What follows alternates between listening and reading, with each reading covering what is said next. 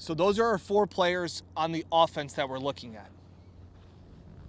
Greg Rousseau. I was here for the draft, and Greg Rousseau is the #1 pick for your Buffalo Bills. Back to Cleveland, back where it happened. Strip sack, Greg Rousseau. It's happening. You can have your Myles Garrett. Mother Nature's like blowing the wind. Like, I got my Greg Rousseau in this one.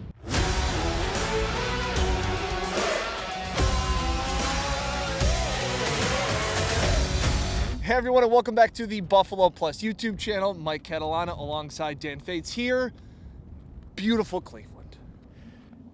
There's the lake. It's right there. We're And just the on wind the other side. whips off this part of Lake Erie. Stadium behind us, where they're going to play the game on Sunday at 1 o'clock. As always, please make sure to like, comment, and subscribe to the Buffalo Plus YouTube channel. Yes, and as we get ready for the game tomorrow, the Bills can clinch a playoff berth if they beat the Browns, and then either or it is windy.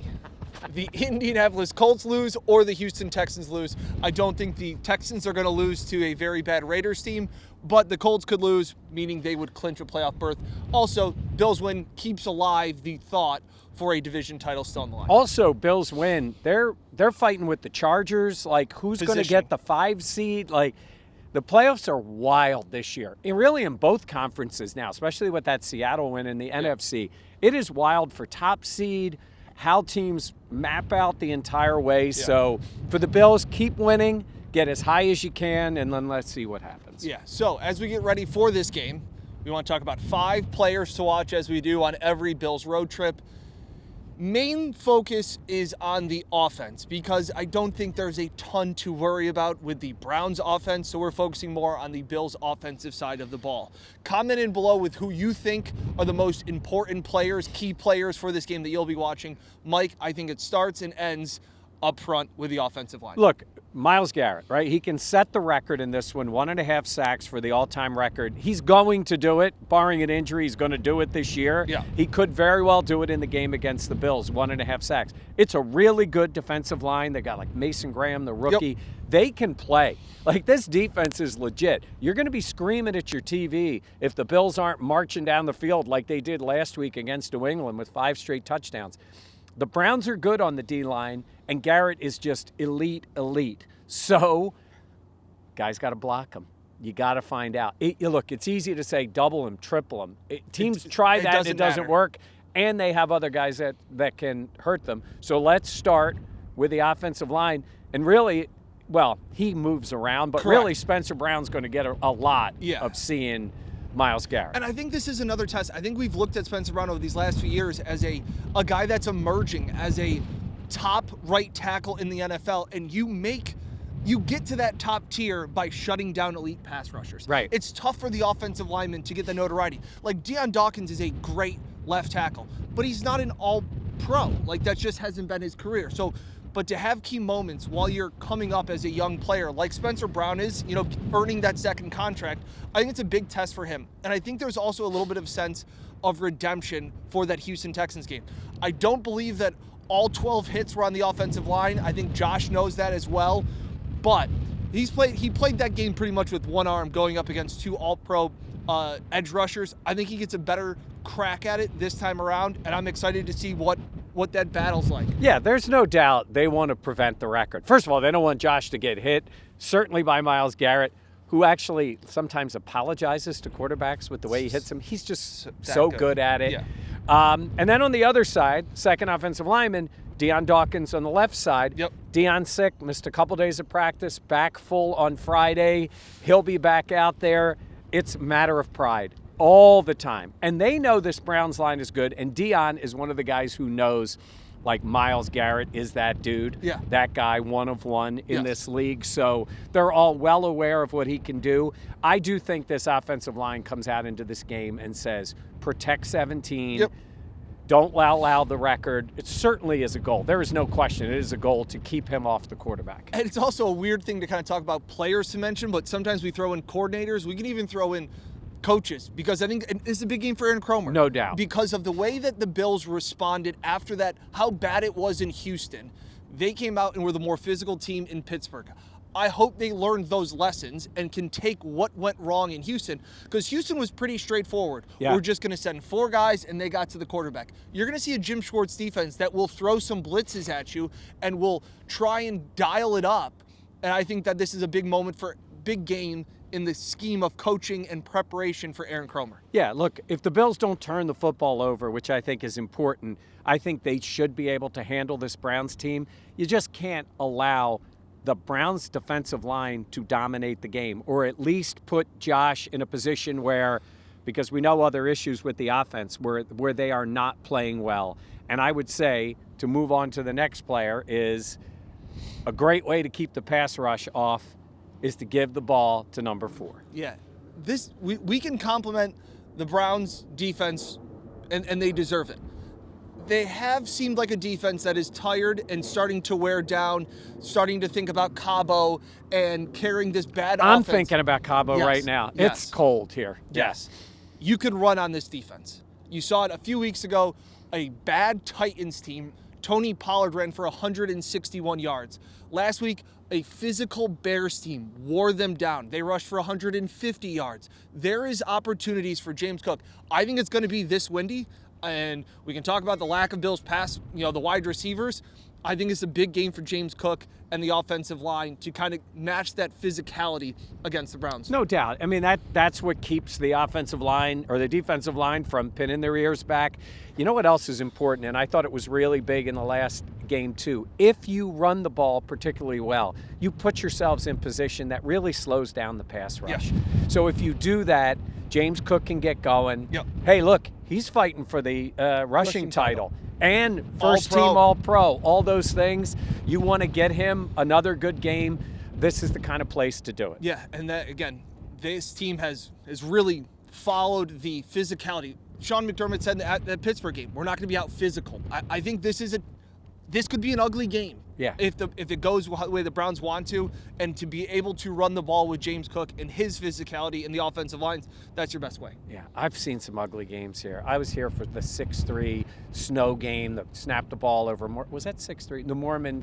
The 6-3 other was the other game, though, over Mormon's head. I also was here for one of the greatest games I've ever seen in the old stadium, Bills playoff game. Even though the Bills lost that game, the wild playoff game, 1989. You remember that game? Yep. Yeah. Crazy Great here. game. By the way, it was cold that day too. It's Yeah. always cold. It's cold in Buffalo. It's colder how here. windy this Yeah. is here. You can understand, from watching Resort Park, it's got that type of gust, and it just looks like the sun has never shined here.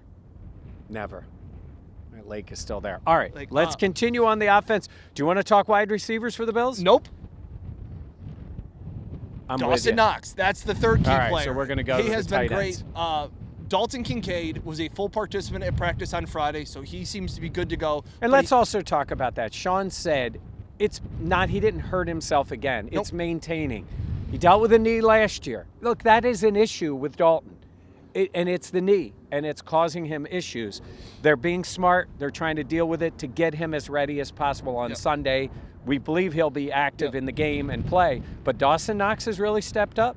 They have emerged, these Bills tight ends, because if you were watching the podcast or our live show that we did at Riverworks on Thursday, I pointed out how bad the Bills wide receivers are. Combined over the last 4 games, their 6 wide receivers have 29 catches for 334 yards and just 2 touchdowns. Puka Nacua has topped that all by himself in his last 3 games. But the Bills tight ends combined have 4 touchdowns in the last 4 games. They've got 2 less catches than all the Bills wide receivers, and they have found ways to generate and move the ball down the field. Between Dawson Knox, who's stepped up, you still have Jackson. I always want to say Spencer. Has emerged, and then Kincaid coming back the last 2 games, while it's been limited, has helped stretch the field and has come up with big plays. Yeah, Knox has been really, really good. And I don't know what the plan is going forward, but Dawson Knox has shown, don't forget about me, when we know about the contract and all those things, he has really stepped up. So let's see how he does in this one. So those are our 4 players on the offense that we're looking at. Greg Rousseau. I was here for the draft, and Greg Rousseau is the #1 pick for your Buffalo Bills. Back to Cleveland, back where it happened. Strip sack, Greg Rousseau, it's happening. You can have your Myles Garrett. Mother Nature's like blowing the wind. Like, I got my Greg Rousseau in this one. Let's go, 50. he will have opportunities. Shedeur Sanders hangs on to the football a long, long time. He will have opportunities to get after him. Sure, Mike. Let's go. Your sweet prince. Let's go. 50. Let's go. He's gonna have a game. We got a couple shout outs we wanted to say. Real quick, before the shout out, Matthew Judon Oh, yeah. officially signed to the practice squad. We're recording this at about 1 o'clock on Saturday afternoon. We haven't seen the elevations from the practice squad, so we don't know where that is. Follow along on Yeah. social media as we get closer to the Could game. they elevate him? Sure, he's been playing. He's not like one of the guys that they have to get into football shape. And look, they don't want to have Sanders playing outside. outside, so they might. Like I said, we'll follow that. We'll see. It's the possibility they get him out there. Look, you're picking him up late in the year. Yeah. Go get the quarterback, Yeah. right? That's what they're going to want to see. So let's see if he ends up playing. Shout out on the drive Dave from Jamestown. Awesome. Or getting gas. Pumping gas. Is at that his Mike sheets. Catalana? Dave was awesome. Big fan of the channel. Dave, great to see you. Thanks for we were right next to each other. He's looking at the car. He's like, is that Dan? Yeah.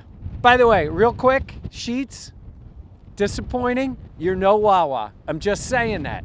Disappointing. I'm a Sheets guy. Sheets is the wrong side of the state of Pennsylvania.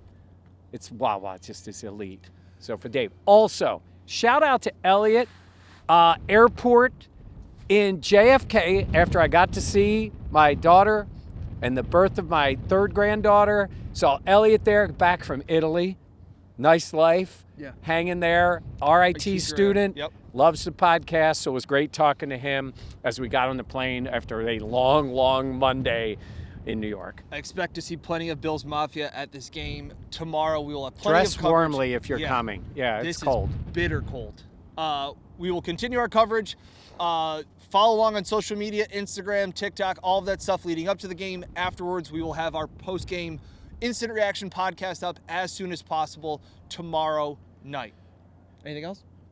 I don't think so. Let's see what happens. Again, these games are all big. There'll be games you're watching the whole weekend. Let's see if the Bills can get the job done and make it a happy holiday for everybody getting ready Yes. for New Year's. May we be the first to wish you happy holidays. I don't think we're the first. I don't think so either. Yeah. Be sure to like, comment, subscribe. That's a free gift. If you're looking for a last-minute gift idea, like, comment, subscribe. Jenna, back in Western New Yes. York, getting ready for the holidays herself, too. Obviously, Jenna will be back on the pod next week. Yes. All right. For Mike Catalana, I'm Dan Fates. Outside, beautiful Huntington lake. Bank Field. Yeah. Lake's over there. Catch you next time here on Buffalo Plus.